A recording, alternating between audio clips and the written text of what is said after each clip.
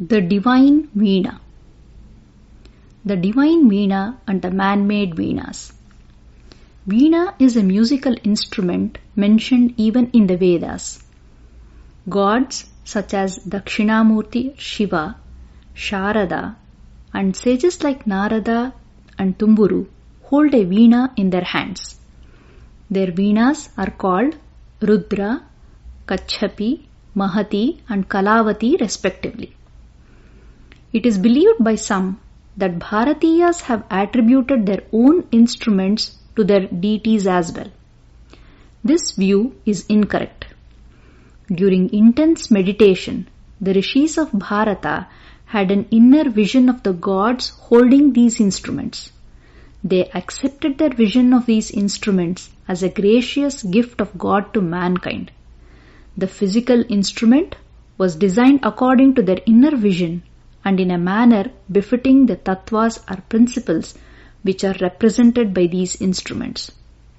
Hence, it is said in our ancient literature, Ya Daivi Veena Tadanukritirasau Manushi Veena. The veena made by man is verily the imitation of the divine veena. Jnanis have professed that the veena is not just a musical instrument but a representative form of Parabrahman. The reason being the instrument's capability to elevate a devout and deserving listener to the level of Parabrahman. It is not apt to fix a time frame for the instruments decorating the hands of gods. To do that would be quite comical, similar to fixing a time limit for sun's brightness. They are ancient, yet eternal and evergreen. Inner secrets of the veena. Why do we have so many names for a veena? Depending on the shapes and the reach, different veenas influence the Daivi Kendras, subtle energy points of the human body differently. For example, Goddess Saraswati is Mother Prakriti, the entire creation. In fact, she is Para Prakriti, the seed of Prakriti or unmanifest creation. In another form, she assumes she has a veena in her lotus-like hands. As per Sankhya Shastra, Mother Nature has 24 attributes. The 24 frets in the veena represent these. A listener who is able to enjoy her music within himself can pull all his sense organs, mind and intellect inwards like a tortoise, Kachapa.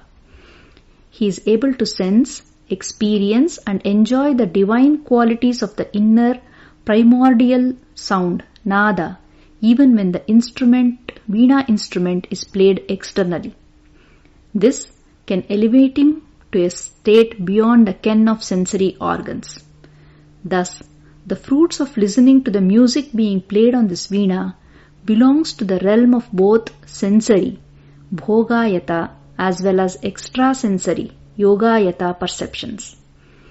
In contrast, the tone of a Rudra veena can only influence the inward pulling of sensory organs and maintain the yoga samadhi or a blissful state. The fruit here is primarily to attain salvation.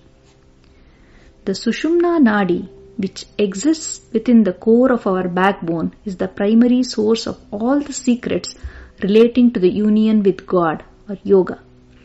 This Sushumna is also known by other names like Brahmanadi, JnanaNadi, Prishthavamsha, etc. It is also called Veena Danda. The structure and function of the internal Veena Danda can be seen reflected in the construction of the Veena instrument too.